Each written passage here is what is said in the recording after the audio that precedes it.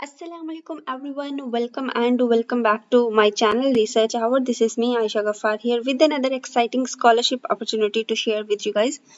Okay, so before starting this video, most of my subscribers asked me in the comments कि मैं जो है उन लोगों के साथ different fields की scholarships share करूँ. Like for example, someone asked me in the comments that I should tell them about law scholarships, ठीक है, and I should tell them about molecular biology scholarships.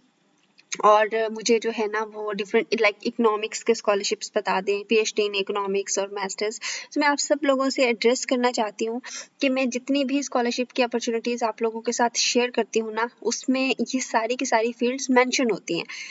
I don't think so कि आप लोगों को शायद idea नहीं है कि किस तरह से आपने अपनी फील्ड को देखना है. So before starting this scholarship opportunity to share with you guys, मैं आप लोगों के साथ पहले वो शेयर कर देती हूँ कि आप लोगों को किस तरह से आइडिया होगा कि कौन कौन सी फील्ड्स को ये स्कॉलरशिप सपोर्ट कर रहे हैं.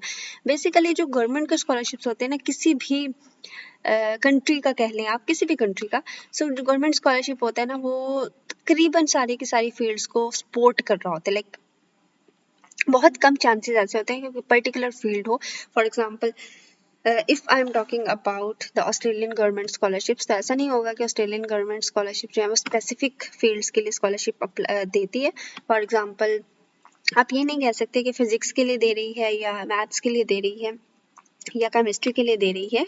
अगर वो इन चीज़ों के लिए दे रही है, साइंसेस के लिए दे रही है, तो it must be provided to the students who choose arts subjects. Okay, so you don't worry about the fields. So आप लोग जो के साथ भी मैं शेयर कर भी देती हूँ वैसे, कि आप लोगों को किस तरह से पता चलेगा कि कौन कौन सी फील्ड्स हैं. सबसे पहले तो ये मैं लिंक्स जो आप लोगों के साथ हर वीडियो में जहाँ से मैं आपको ये इन्फॉर्मेशन दे रही होती हूँ, सो you can find the links in the description, और मैं हर वीडियो की डिस्क्रिप्शन में लिंक्स डाल देती हूँ. अभी मैं इस वीडियो की डिस्क्रिप्शन में भी डाल दूंगी और कमेंट में पिन भी कर दूंगी, सो आप लोगों को इजी हो जाएगा. कमेंट में अगर पिन किया हुआ मिल जाएगा आपको, ठीक है.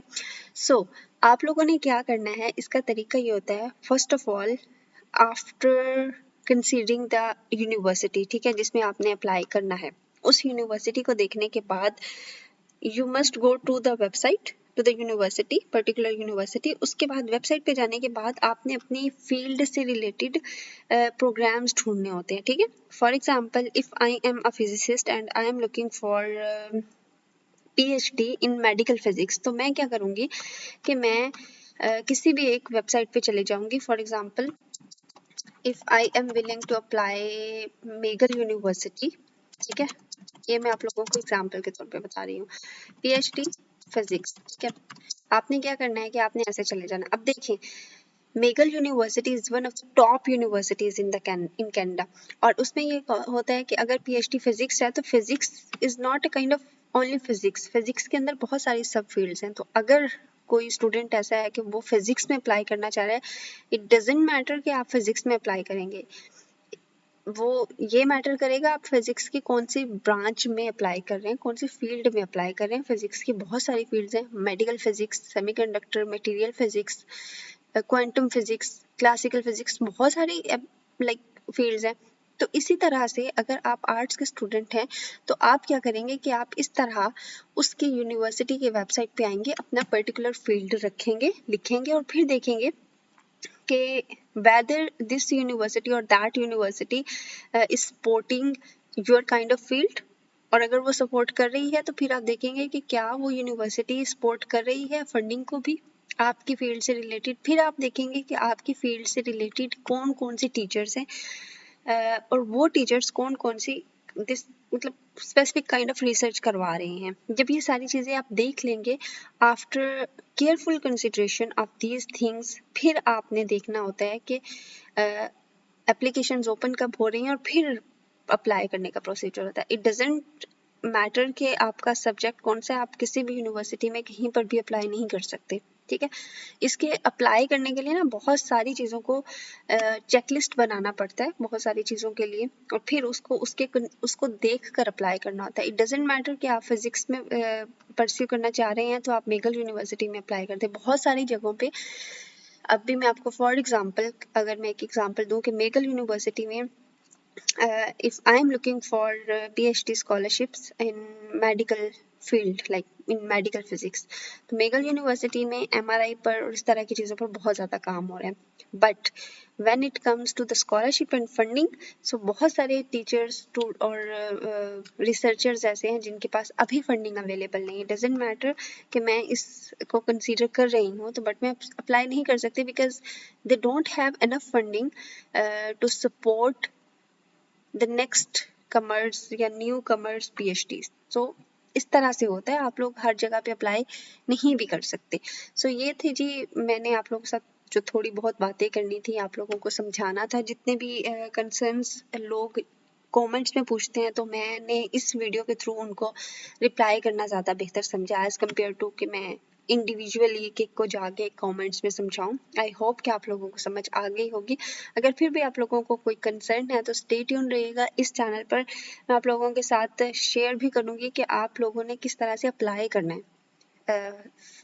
लाइक बहुत सारे लोगों को अप्लाई करना भी नहीं आता, उनको नहीं समझ में आ रहा होता है कि हम स्कॉलरशिप के लिए किस तरह से अप्लाई करें, फिर हम एडमिशन के लिए किस तरह से अप्लाई करें, हमें कौन कौन सी चीज़ें रिक्वायर होंगी, how to gather all these things.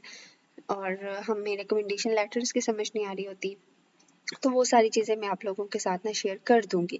सो अभी चलते हैं जी हम अपनी मेन वीडियो की तरफ. आज मैं आप लोगों के साथ शेयर करने जा रही हूँ fully funded scholarship in Australia. And if you people are looking for PhD and master scholarship, so this video is only for you. So आप लोग जो है ना, इस वीडियो के थ्रू मैं आप लोगों के साथ सारी चीज़ें शेयर कर दूंगी. अभी मैं आप लोगों को ना वन बाय वन बताती हूँ, ठीक है. अभी मैं आप लोगों के साथ शेयर ये करूँगी कि इसकी डेडलाइंस क्या है, ठीक है, आप अप्लाई किस तरह से कर सकते हैं, उसके बाद फुली फंडेड है या नहीं है, और उसके बाद मैं आप लोग के साथ शेयर करूंगी कि कौन कौन सी फील्ड्स में आप अप्लाई कर सकते हैं. This is the most important thing, ठीक है. तो और स्टाइपेंड कितना होगा और ये सारी चीज़ें. तो पहली बात तो ये कि अगर मुझसे किसी ने पूछा था कि लॉ स्टूडेंट्स के लिए आप बताएं, तो भाई ये लॉ स्टूडेंट्स के लिए ये स्कॉलरशिप्स हैं, तो आप ज़रूर यहाँ पे अप्लाई करें. और उसके बाद इकोनॉमिक्स के किसी स्टूडेंट ने मुझसे पूछा था कि इकोनॉमिक्स के लिए PhD के लिए और MPhil के लिए बताएं, तो ये इकोनॉमिक्स को भी सपोर्ट करता है. आप अगर इकोनॉमिक्स आपकी फील्ड है तो आप ज़रूर यहाँ पे अप्लाई करें, ठीक है. सो फर्स्ट ऑफ ऑल सबसे अच्छी बात जो इस स्कॉलरशिप की है ना, वो ये है कि इसके लिए कोई डेडलाइन नहीं है. Like there is no specific deadline. अगर आपके पास आपके सारी documentation is available, so you can apply now. You don't have to wait for the deadline, ठीक है. और जिसकी डेडलाइन नहीं होती है उसका आप कह लें कि it's a kind of opportunity, क्योंकि जिसकी डेडलाइन नहीं होती है ना, उसके लिए जो एप्लीकेशंस प्रोसीजर है ना, वो जल्दी जल्दी हो जाता है. डेडलाइन का फायदा नुकसान ये होता है कि अगर डेडलाइन फॉर एग्जांपल फॉल 2024 के लिए या स्प्रिंग 2025 के लिए एप्लीकेशंस अगर कोई गैदर कर रहा है, तो फिर वो डेडलाइन के बाद ही उन एप्लीकेशंस को कंसीडर करता है. So it's a kind of waste of time. So इसमें ये होता है कि इसमें आपका टाइम वेस्ट नहीं होगा, आपकी एप्लीकेशन जल्दी कंसीडर कर ली जाएगी और आपको रिप्लाई कर दिया जाएगा कि आपकी एप्लीकेशन एक्सेप्ट हो रही है या रिजेक्ट हो रही है, ओके. उसके बाद जी आप लोगों के साथ मैं मोस्ट इंपॉर्टेंट थिंग शेयर कर रही हूँ. Again I am telling you guys कि list of available fields majors जो है ना, वो कौन कौन सी हैं. इसमें सारी की सारी फील्ड्स कवर हो रही हैं. If you people are looking for law PhD and masters, so आप अप्लाई कर सकते हैं. If you people are looking for sciences degrees, तो आप अप्लाई कर सकते हैं. आर्ट्स में अप्लाई कर सकते हैं. Architecture, design, planning, business, education, social work, music, science, हर तरह के फील्ड को ये स्कॉलरशिप्स जो है ना, वो सपोर्ट करता है. तो अगर आपको फिर भी कुछ कोर्सेज चाहिए हो तो यहाँ पर देखें जी, लिस्ट उन्होंने दी हुई है. तो यहाँ पर आप क्लिक करेंगे तो आपके पास लिस्ट ओपन हो जाएगी. जैसे मेरे पास ये ओपन होती है तो मैं आप लोगों के साथ शेयर कर देती हूँ, ठीक है. उसके बाद फाइनेंशियल कवरेज जो मोस्ट इंपॉर्टेंट थिंग है, ये देखिए जी, यहाँ पर जो है ना वो लिस्ट दी हुई है. यहाँ पर आप जो है ना वो अपना ईयर सेलेक्ट करके तो लिस्ट जो है ना वो देख सकते हैं, ओके. सो ये आपको लिंक्स सारे के सारे जो है ना वो डिस्क्रिप्शन में मिल जाएंगे, आप चेक कर सकते हैं. फाइनेंशियल कवरेज, फाइनेंशियल कवरेज कितनी होगी? ट्यूशन फीस फुल आपकी वेव ऑफ हो जाएगी, ठीक है. फ्री अकोमोडेशन होगी. स्टाइपेंड कितना मिलेगा? $27,000 जो है ना वो पर एनम मिलेंगे, और उसको आप जो है वो पर मंथ्स पे डिवाइड कर सकते हैं. मेडिकल फंड्स आपको मिलेंगे एयर फ्री मिलेगा, रीइंबर्समेंट फंड्स भी मिलेंगे आपको जो कि पेड होंगे, और पेड मैटरनिटी लीव भी मिलेगी आपको, और research funds are also available for masters and PhD candidates. तो बहुत अच्छी अपॉर्चुनिटी है आप सब लोगों के लिए। Eligibility criteria most important thing, eligibility criteria के लिए क्या है कि आपके पास जो है ना किसी भी नेशनलिटी के हैं आप लोग अप्लाई कर सकते हैं। मास्टर्स बाय रिसर्च और मास्टर फिलोसफी, बैचलर्स डिग्री होगी। अगर आप मास्टर्स के लिए अप्लाई करें तो आपके पास बैचलर डिग्री होनी चाहिए, और अगर आप पीएचडी के लिए अप्लाई कर रहे हैं तो आपके पास बैचलर भी होनी चाहिए और मास्टर्स की डिग्री भी होनी चाहिए। ठीक है, उसके बाद जी आप लोगों ने क्या करना है कि आप लोगों के पास ये चीज़ें जो है ना ज़रूर होनी चाहिए। डॉक्यूमेंट्स रिक्वायर्ड कौन कौन से हैं? डॉक्यूमेंट्स जो होते हैं ना वो आप लोगों के पास, you have to earn your previous degrees and you have to you have to keep your previous degrees. उसके बाद you need 2 recommendation letters from your professors, you need a research proposal, you need a supervisor acceptance letter. This is the mandatory thing to apply if you are considering to apply for PhD. So आप लोग किसी भी जिस भी university में apply करना चाह रहे हैं तो पहले वहाँ के किसी टीचर से एक्सेप्टेंस लेटर लें तो आपके एक्सेप्टेंस के चांसेस ज़्यादा हो जाएंगे।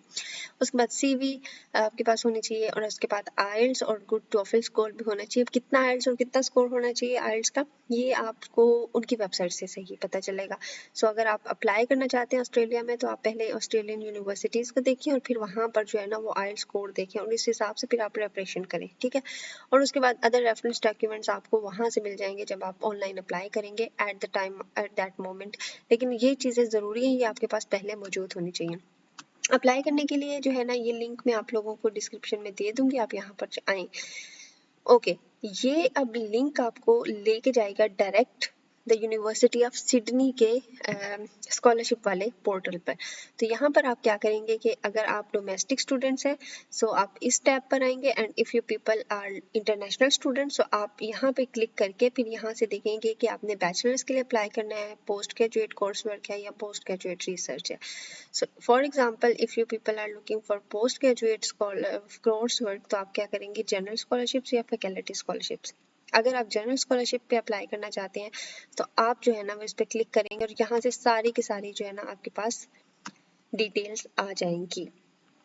ओके, और आप लोग के साथ में अगर स्कॉलरशिप्स की डेट्स अनाउंस उन्होंने की हुई हैं और वो सारी की सारी आप लोग के साथ शेयर करूँगी, तो यहाँ पर देख लें कि एप्लीकेशन अवार्ड कब, एप्लीकेशन कंसीडर कब होगी, अवार्ड टाइम क्या होगा, ये सारी की सारी उन्होंने यहाँ पे लिखी हुई हैं। कि for example if you are international applicant तो आपका क्या होगा कि रिसर्च पीरियड जो है ना वो 1 और 2 2024, तो उसके लिए सबमिशन डेडलाइन क्या है, 15 सितंबर है। ठीक है, अब देखिए 2024 के लिए सितंबर में 2023 सितंबर में जो है ना वो डेडलाइन हो जाएगी और ऑफर रिसीव होगी उनको नवंबर में। और अगर आप 2025 के लिए अप्लाई कर रहे हैं तो 13 सितंबर तक डेडलाइन है और नवंबर तक आपको ऑफर रिसीव हो जाएगी। ठीक है, इस तरह से डेडलाइंस होती हैं, तो इन डेडलाइंस को कंसीडर करके आप लोगों ने अप्लाई करना है। ठीक है, उसके बाद जी हाँ, ये थी जी कुछ इम्पॉर्टेंट चीज़ें जो कि मैंने आप लोगों के साथ शेयर करनी थी। अब ये सारी की सारी चीज़ें अगर मैं एक एक करके इस वीडियो में डिस्क्राइब करूँगी सो वीडियो ऑलरेडी इतनी लेंथी होगी तो बहुत ज़्यादा लेंथी हो जाएगी, तो मैं आप लोगों के साथ ये शेयर कर दूँगी। सारे के सारे लिंक्स आपको डिस्क्रिप्शन में मिल जाएंगे, कॉमेंट्स में पिन भी मिल जाएंगे, तो आप लोग जो है वहाँ जाकर जो है ना ये सारे की सारी इंफॉर्मेशन रीड कर सकते हैं। And this is my humble request to all of you guys कि अगर आप अप्लाई कर रहे हैं सो बिफोर अप्लाइंग आप सारी की सारी चीज़ें जो मैंने फर्स्ट 5 मिनट्स में डिस्क्राइब की हैं वो ज़रूर इस तरह से अप्लाई करें, और उसके बाद जो है आप पहले इसको रीड करें अच्छी तरह से। अगर आपको लगता है कि this is a suitable for you guys और आप यहाँ पर अप्लाई करें। ठीक है, और अगर आपको लगता है कि आप यहाँ पे परस्यू कर सकते हैं अपनी डिग्रीज तो ज़रूर अप्लाई करें। और अपनी आसानी के लिए 3 4 5 यूनिवर्सिटीज़ में, डिफरेंट यूनिवर्सिटीज़ में अप्लाई कर दें, और होप्स हो कि किसी 2 या 3 यूनिवर्सिटीज़ से तो आपको एक्सेप्टेंस लेटर मिल ही जाएगा। तो ये थी जी आज की अपॉर्चुनिटी जो मैंने आप लोग के साथ शेयर करनी थी, ऑस्ट्रेलियन गवर्नमेंट रिसर्च स्कॉलरशिप्स। तो मिलते हैं जी नेक्स्ट वीडियो में। आप लोगों को best of luck for this field और फॉर दिस स्कॉलरशिप। सो मिलते हैं नेक्स्ट वीडियो में किसी नेक्स्ट अपॉर्चुनिटी के साथ, नेक्स्ट स्कॉलरशिप के साथ और गाइडेंस के साथ। टिल देन अल्लाह हाफिज़।